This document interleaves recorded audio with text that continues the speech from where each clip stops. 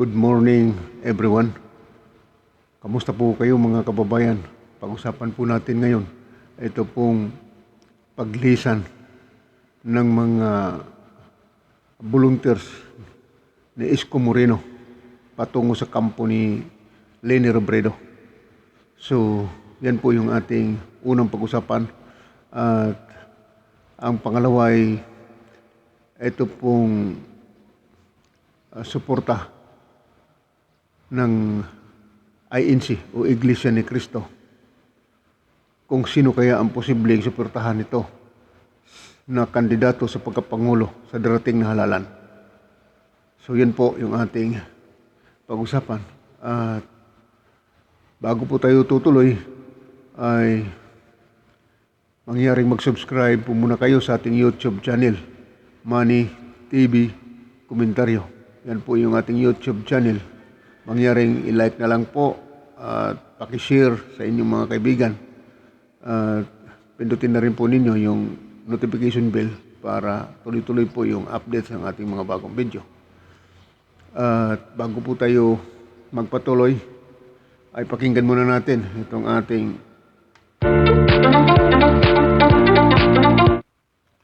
so yan po yung ating background. At gaya nga po ng ating pag-usapan ay ito pong kampo ni Isko Moreno ay nilayasan ng maraming mga volunteers na sumusuporta sa kanya noon at ngayon ay lumipat na sa kampo ni Leni Robredo. Yan po yung nangyayari. Alam niyo mga kabayan, kung inyo pong natatandaan, ito pong si Isko Moreno, isa ito sa bumabanat kay Marcos tungkol po doon sa mga isyu na binabato nila kay Marcos na paninira tulad ng ill-gotten wealth. Yung latest nito ay yung 203 billion estate tax. Ito po si Isko ang nangunguna nito na singilin daw si Marcos. Pero kabaliktaran po ngayon ang nangyayari. Kung ano po yung ginagawa niya doon sa kapwa niya kandidato sa paninira, ngayon po ay nakatikim na rin po siya ng karma. Mga kababayan. Kaya hindi po natin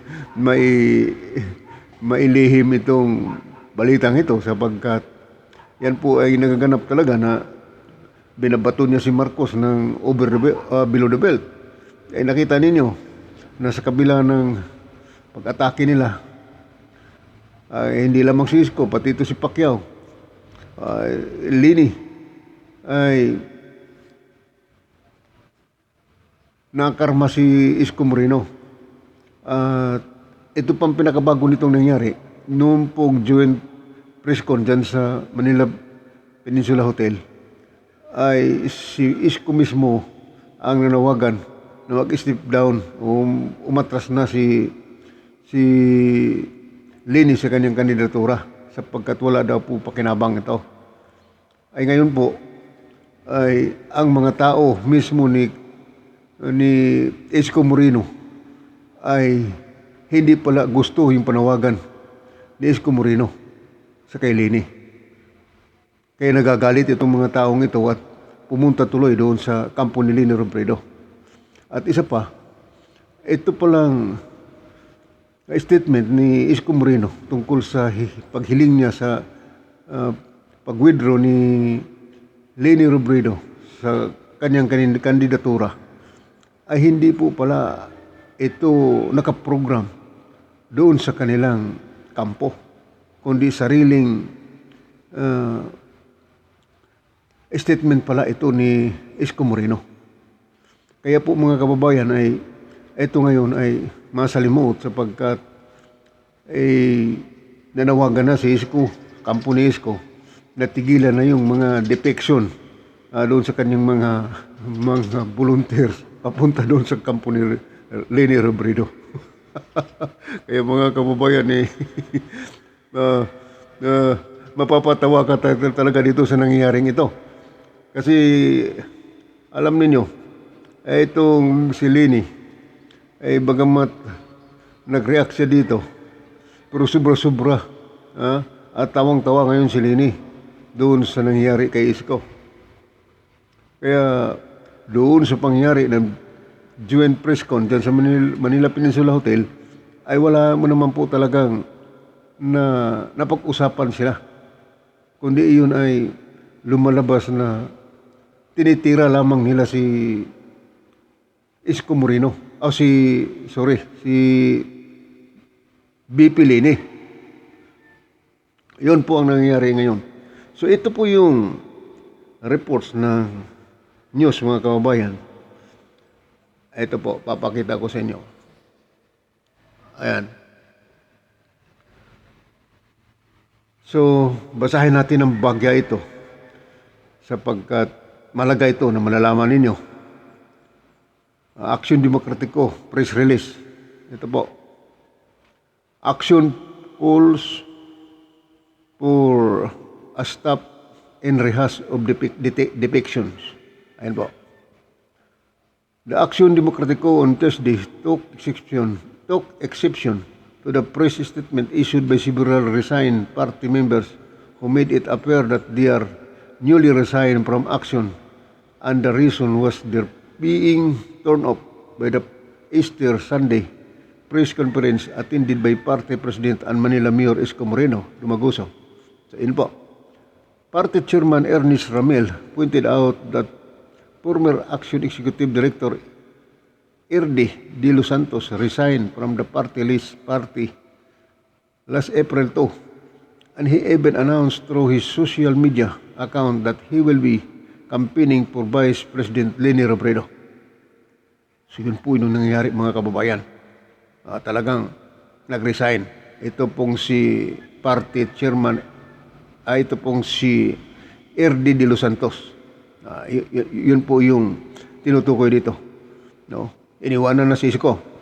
Ramil said, Olongapo City Councilor K. Ann Legaspi, former Vice President for Youth Affairs, has resigned from the party as early as March, which she posted in his Facebook account.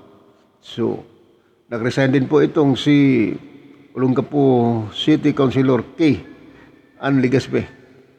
On April 7, Ramil said Legaspi was in the news when she announced in a press conference in Quezon City that she is supporting Robredo for President and Davao City Mayor Sara Duterte for Vice President.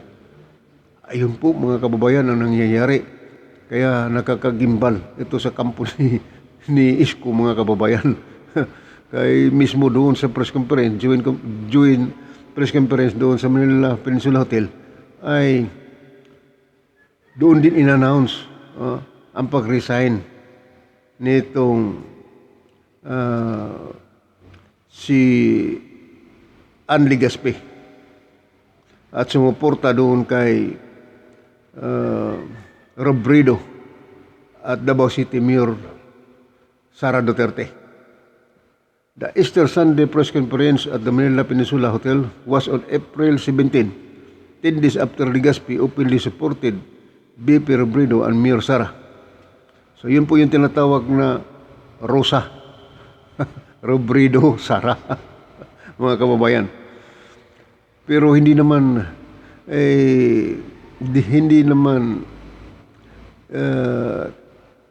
ito ay tinanggap ni Sara, mga kababayan. Yan ay sarili lamang nilang pagpili. Wala pong problema dyan. Here are excerpts from the Manila Times online news. Here are excerpts from the Manila Times online news dated April 7. Legaspi joined representatives of the Kaylini at Sara Caliza movement at a press briefing in Quezon City. We are really here to find and seek for genuine unity. We believe that we need the Caliza tandem to to make sure and open the doors for unity. Legazpi said in a mix of English and Tagalog. Unlike the Rosa or Robredo Sara movement led by certain politicians, Legazpi said, Kalisa is a people-led initiative. So, ibig lamang sabihin dito mga kababayan na itong opposition mula ng pag-alis sa mga ilang volunteers ni Isko papunta sa kampo ni Leni Robredo ay nagbuo pa sila ng mga grupo. Ito ay mga magulo na mga kababayan. Isang indikasyon niya na wala nang formal na galawan itong mga oposisyon. As about her party affiliation, Legazpi said she has already took to action Democratico regarding her decision to support a different presidential candidate. Ramel said he was surprised to see the names of other former Action Democratico volunteers. Since they do not know each other, I suspect there is someone big behind this sinister ploy that makes it appear that more volunteers and party members are defecting to the camp of BP Leni, and we see no end to these diabolical machinations aimed at the weakening the political party of Mayor Isko, Ramel said. So dito mga kabayan, talaga daw mayroong malalaking kilusan, grupo o nasa ilalim sa pag-alisa ng kanilang mga volunteers. Iyon po yung kanilang suspetsa. Ayan. Ramel said, it is obvious that those behind the depiction of 5 conveners of Isko Moreno volunteer group are also behind the recruitment of the 3 youth members of Action and other youth volunteers who do not speak for their former respective organizations and were gullible enough to fall for the political ploy. Ayun po. Ito nga yung mga nagdepekto na mga 5 volunteers ay siya rin daw po yung mga gumagawa nito sa recruitment na tungkol doon sa pag-alis din sa kanilang mga 3 youth members, volunteers. Kaya dito mga kababayan ay nanawagan. While a number of defectors were being reported by media, Ramel said thousands of youth volunteers are working hard, campaigning for Isko's victory come election day. Enough with the disinformation. Let's put a stop to a rehash of depiction which is already tantamount to fake news, Ramel said. Ayun po yung panawagan sa kampo ni Isko Moreno. Mga kababayan, ay ngayon ang nangyari ay sa kabila ng atake ni Moreno doon sa kay Marcos ay tungkol doon sa mga Elgatin wealth, itong 203 billion estate tax at iba pang mga binabato o paninira niya kay Marcos. Ito ngayon mga kababayan, nakarma si Moreno. Nakitingnan ninyo mga kababayan, nakarma po siya sapagkat bakit? Etong nangyari, uulitin ko lang po na nagpatawag nga sila ng joint press conference na hindi pala ito talaga programa ng kanina kampo ni Isko Moreno na magtawag ng withdrawal para kay BP Leni. Kaya po, dahil dyan, ay nag-alisan yung kanyang mga volunteers at ngayon po ay nakarma si Moreno sa ginagawa niya. Kaya mahirap yung atake ka ng atake ito. Pagkatapos yun pala itong kampo mo ay babalikan pala sa karma. Ayun po. So dahil dyan mga kababayan ay Ano pong masasabi ninyo dito sa kampo ni Isko Moreno na nilayasan ng kanyang mga volunteers? So pwede po kayong mag-react dyan. At ngayon po ay titingnan natin itong namang posibleng suporta ng Iglesia ni Cristo sa Uniteam, o kaya kanino kaya itong INC o Iglesia ni Cristo susuporta sa mga kandidato sa pagkapangulo, sapagkat wala pa naman pong formal na endorsement ang INC kung kanino sila susuporta. Pero isa sa mga pahiwatig dyan, mga kababayan, ay para sa akin lang po, ay tiyak na itong Unity ang susuportahan itong INC. Sapagkat una, ito pong INC ay talagang Marcos loyalist po ito.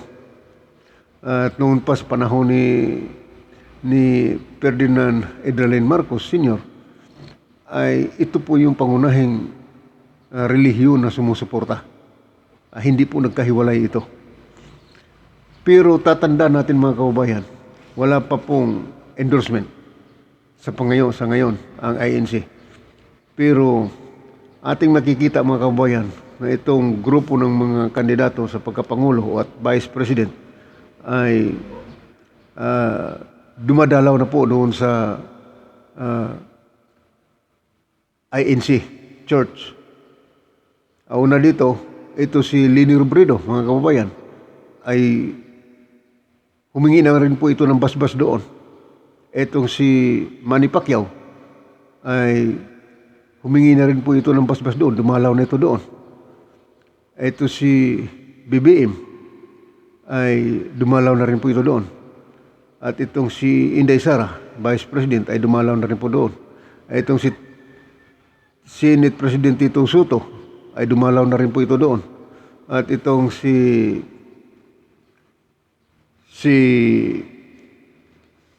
sino pa yung iba dyan?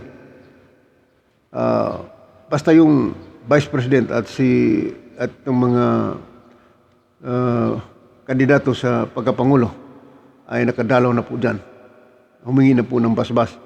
Pero dito, mga kababayan, sang-ayon sa aking nalalaman dyan sa patakaran ng INC, ay panawagan ng INC ay isang pagkakaisa, lalo na sa kanilang mga doktrina. So, wala pong problema doon sa plataforma ni Marcos, mga kababayan, sapagkat ang panawagan din ni BBM ay unity, pagkakaisa. At isa sa mga pasubali dyan at mga na ating nakikita ay ito pong pagiging makamarcos itong INC. So, ang kaanib po ng Iglesia ni Cristo, mga kababayan, ay malawak. Hindi ko na sasabihin sa inyo kung gaano karami. Pero, out of 67 million registered voters sa Pilipinas, mayroon po silang 3% dyan.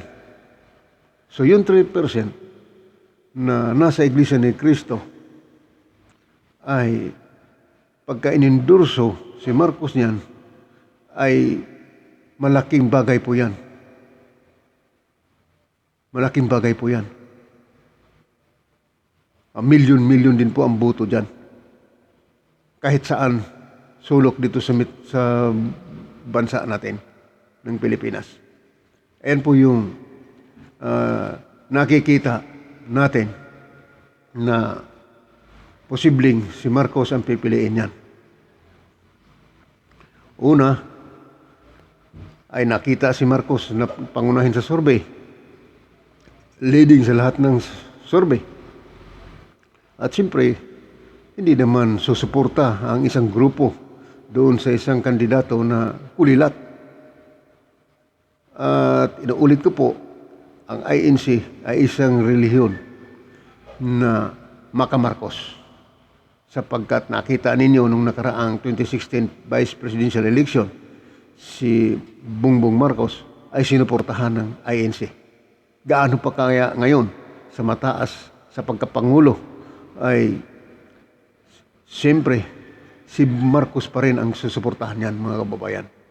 At katunayan nga, nung natalo si Marcos doon sa pagka-Vice President, hinahanap ng mga iglesia ang kanilang boto sapagkat nasaan na raw po ang kanilang boto noong nadali ng Smart Magic si BBM. Yan po, mga kababayan. Ano po ang masasabi ninyo dyan, mga kababayan, kung sino kaya ang susuportahan ng Iglesia ni Cristo? So, pwede po kayo mag-comment dyan sa comment section para malalaman po natin kung ano po ang inyong mga opinion at komento. Marami pong salamat sa patuloy ninyong panonood at suporta sa aking YouTube channel. Hanggang sa susunod po na video. God bless all.